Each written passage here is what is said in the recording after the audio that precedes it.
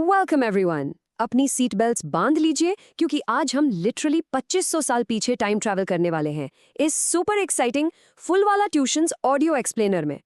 आज हम बात कर रहे हैं द सेकंड अर्बनाइजेशन की। ये कोई बोरिंग हिस्ट्री लेसन नहीं है गाइस, ये एक massive mind blowing historical comeback की स्टोरी है। क्लास 6 में आपने हड़प्पन सिविलाइजेशन के बारे में जरूर पढ़ा होगा, राइट? वो great baths, perfectly planned cities, लेकिन फिर अचानक सब खत्म। आज हम यही डिकोड करेंगे कि उसके बाद आखिर हुआ क्या, नए सिटीज और स्टेट्स कैसे बने। So let's dive right into it. सबसे पहला और सबसे बड़ा सवाल जो दिमाग में आता है, where did everyone go for 1000 years? Harappa के कोलैप्स के बाद आखिर लोग गए कहाँ? Oh my god guys, get ready for a massive wow moment. Harappan civilisation के डिक्लाइन के बाद, बिलीव इट और नॉट, पूरे 1000 साल तक कंप्लीट साइलेंस। जी हाँ, 1000 years तक इंडिया में कोई अर्बन लाइफ, कोई मैसिव सिटीज थी ही नहीं।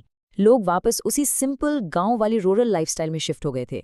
अर्बन ऑर्डर कंप्लीटली डिसअपियर हो गया था। Mind blowing, right? इतने एडवांस सिटीज से सीधा वापस simple village life. Let's map out this timeline chronologically so it makes sense. 2000 BCE के आसपास हड़प्पन डिक्लाइन शुरू हुआ। फिर आया वो मिस्टीरियस 1000 year गैप जहां कोई अर्बन लाइफ एग्जिस्ट नहीं करती थी। और फिर finally around 1000 BCE second urbanisation की शुरुआत हुई। और ये नई शुरुआत इंडस और गंगा प्लेन्स के आसपास हुई क्योंकि वहां नेचुरली पानी अबंडेंट था। मुझे यहाँ ऑब्वियसली फुल वाला ट्यूशंस को एक ह्यूज शाउट आउट देना पड़ेगा क्योंकि उन्होंने अपने अल्टीमेट टाइमलाइन नोट्स में इस शिफ्ट को इतना क्लियर और सिंपल बना दिया है। फुल वाला ट्यूशंस के नोट्स जेन्युइनली इस इंटायर क्रोनोलॉजिकल जंप को समझना सुपर इजी बना देते हैं। Moving straight to our first major milestone. Iron tech changes everything. Main literally इस फैक्ट से माइंड ब्लोन हूं कि कैसे एक सिंगल एलिमेंट ने एंशिएंट इंडियन हिस्ट्री का पूरा कोर्स ही चेंज कर दिया। सबसे पहले आयरन ने सीधा उन व्हीकल ब्रॉन्ज और कॉपर टूल्स को रिप्लेस कर दिया, और फिर आई लोहे की इनक्रेडिबली शार्प कुल्हाड़ियां। इन शार्प एक्सेस ने उन स्कैरी, डार्क और डेंस जंगल्स को क्लियर करना शुरू किया जहां पहले कोई इंसान एंटर भी नहीं कर पाता था। Unbelievable, right? और उसके बाद आए स्ट्रॉन्ग आयरन प्लाउज, यानी लोहे के भारी हल। इन हेवी आयरन प्लाउज ने जमीन को इतने डीपली टिल किया कि एक मैसिव एग्रीकल्चरल बूम आ गया। फसल की पैदाइश अचानक से मल्टीप्लाई हो गई, जंगल साफ हुए, जमीन उपजाऊ हुई और नई सिटीज बसने का रास्ता एकदम क्लियर हो गया। अब जब खाना अबंडेंट हो गया तो लोग आराम से एक जगह सेटल होने लगे, which leads us to our next exciting phase, Janapadas to 16 Mahajanapadas. सबसे पहले आता है ये टर्म जनापदा। इसका डेफिनेशन बड़ा सिंपल है। जना मतलब लोग और पदा मतलब फुट या टेरिटरी, यानी वो स्पेसिफिक जगह जहां एक जैसे कल्चर वाले लोगों ने अपने पैर जमा लिए और बस गए। इसको आज के ज़माने से कनेक्ट करके देखो, एक ब्रिलियंट मॉडर्न कनेक्शन है ये।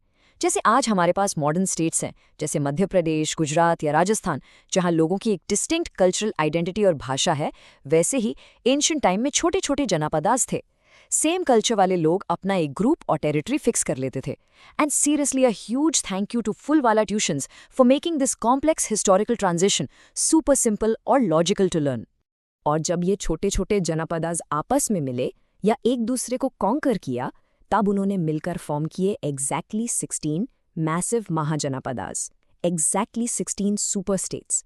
और इनको आज के सिटीज से मैप करें तो चीज़ें और भी इंटरेस्टिंग हो जाती हैं। मगधा, जो बेसिकली आज का पटना रीजन है, और अवंती, जो आज का उज्जैन है, ये सब इन्हीं 16 महाजनापदास का हिस्सा थे। ये एंशिएंट इंडिया की सबसे पावरफुल और डोमिनेंट स्टेट्स बन चुके थे। पर आप सोच रहे होंगे, इन महाजनपदास की सिटीज आखिर दिखती कैसी थीं? इनमें थे massive fortified walls, deep water moats और narrow gateways. Guys, wow, unbelievable! मैं लिटरली हैरान हूं इनकी advanced high security urban planning देखकर। बड़े बड़े किले और उनके आसपास डीप वाटर मोड्स, यानी पानी से भरी हुई खाई ताकि कोई भी दुश्मन क्रॉस ना कर सके। और ये नैरो गेटवेज, ये इसलिए डिजाइन किए गए थे ताकि एक बार में सिर्फ एक घोड़ा या हाथी अंदर आ सके। ये बिल्कुल आज के मॉडर्न वीआईपी सिक्योरिटी चेकपॉइंट्स जैसा था। Full on strict entry checking होती थी। It was basically a high tech fortress. इतने बड़े और सिक्योर स्टेट्स तो बन गए, बट इन सबका बॉस कौन था? Let's get into our next section, monarchy versus early republics. Leadership कैसे डिसाइड होती थी, ये जानने से पहले इन दो टर्म्स को समझना बहुत जरूरी है, सभा और समिति। Let me give you a quick explanation here. सभा एक एडवाइजरी काउंसिल होती थी जिसमें वाइज एल्डर मिनिस्टर्स होते थे और समिति थी असेंबली ऑफ कॉमन पीपल यानी आम जनता की मीटिंग। ये दोनों बॉडीज राजा को एडवाइस करने और पावर चेक करने के लिए बनाई गई थी। पर इनका रियल पावर कहाँ था? Well, that leads us to the absolute biggest historical reveal of this explainer. Unbelievable. Oh my god, guys. एक तरफ हैं रिपब्लिक्स लाइक वजी और मल्ला, जहां पावर एक्चुअली सभा और समिति के पास थी और लीडर्स वोटिंग से चूज होते थे। मतलब 2500 साल पहले भी true democracy and voting exist करती थी। This is truly mind-blowing. I mean, democracy 2500 years ago? Crazy. लेकिन दूसरी तरफ हमें मोनार्की साइड को भी समझना पड़ेगा। मगधा और अवंती में मोनार्की थी, जहां पावरफुल हेरिडेरिटी किंग्स रूल करते थे, यानी राजा का बेटा ही राजा बनता था। ये किंग्स अपनी एब्सोल्यूट पावर और मैसिव आर्मीज के लिए जाने जाते थे। And again, a massive shout out to Fulwala Tuitions. उनके नोट्स इस complicated monarchy versus republic debate को समझना इतना इजी बना देते हैं कि कोई भी एग्जाम में इसको क्लियरली एक्सप्लेन कर सकता है। पॉलिटिक्स से थोड़ा आगे बढ़ते हैं। Let's look at how daily life was structured in society divided varna and jati. उस टाइम इंडिया में एक टू फोल्ड सिस्टम डेवलप हो गया था। पहला था वर्णा सिस्टम। ये काफ़ी रिजिड फोर फोल्ड डिवीजन था, जिसमें लोग ब्राह्मण, क्षत्रिय, वैश्य या शूद्रा कैटेगरीज में डिवाइडेड थे। और दूसरा सिस्टम था जाति, जो बेसिकली आपके ऑक्यूपेशन यानी आपके काम पर बेस था। जैसे अगर आप लोहे का काम करते हैं तो आपकी जाति लोहार हो गई, अगर आप सोने का काम करते हैं तो आप सुनार कहलाए। तो वर्णा एक ब्रॉड बर्थ बेस्ड डिवीजन था, जबकि जाति कंप्लीटली आपके डेली वर्क और प्रोफेशन के हिसाब से बनी हुई स्पेसिफिक ग्रुप्स थी। अपनी एनर्जी वापस एकदम ऊपर लाओ एवरीवन, क्योंकि अब it is time to talk about our final and maybe most exciting section, trade routes and punch coins. इस पीरियड का सबसे क्रूशल चेंज क्या था? The barter system ends. पहले लोग ट्रेड करने के लिए गाय, गेहूं या बर्तन एक्सचेंज करते लार्ज थे, पर अब शुरुआत हुई एक्चुअल सिल्वर कॉइन्स की। Wow, that's incredibly fascinating. जरा सोचो, उस जमाने में लोग लिटरली हॉट सिल्वर पीसेस लेते थे और किंग्स उन गरम सिल्वर कॉइन्स पर अपने रॉयल लोगोज या सिंबल्स जोर से पंच करते थे। इसीलिए इन्हें पंच मार्क्ड कॉइन्स कहा जाता था। मैं सच में अमेज्ड हूं कि ये फाइनेंशियल सिस्टम कितना एडवांस था। ये punch marked coins ancient economy के नए सुपरस्टार बन गए थे। और जब सोसाइटी में पैसा आया तो व्यापार और सफर भी तो ड्रास्टिकली बढ़ेगा ना। Let's map out the two massive ancient super highways of India. ये बिल्कुल आज के मॉडर्न नेशनल हाईवेज की तरह थे। पहला था उत्तरापथा, जो नॉर्थ वेस्ट इंडिया को ईस्टर्न इंडिया से कनेक्ट करता था via the rich and fertile Ganga plains. और दूसरा था दक्षिणापथा, जो कौशाम्बी से शुरू होकर सीधा साउथ इंडिया तक जाता था विंध्या माउंटेन्स को क्रॉस करते हुए। इन मैसिव ट्रेड रूट्स ने ट्रेडर्स को कॉन्टिनेंट के एक कोने से दूसरे कोने तक इजीली ट्रैवल करने दिया और सीरियस प्रॉफिट कमाने का एपिक मौका दिया।